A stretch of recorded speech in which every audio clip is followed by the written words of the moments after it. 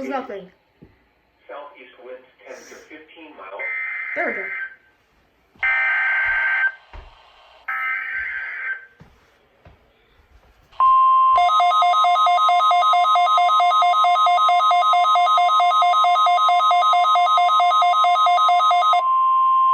This is a test of the National Weather Service NOAA Weather Radio Warning Alarm System.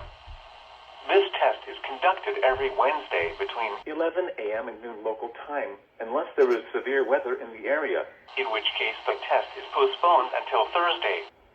Again, this is only a test. There is no severe weather in the area at this time.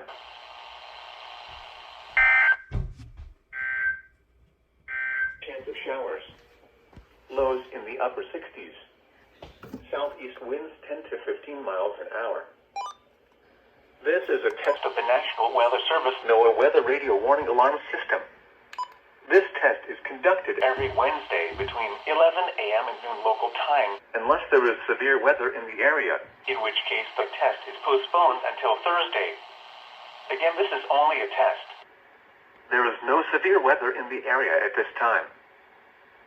The current time is 11:02 a.m. Central Standard Time.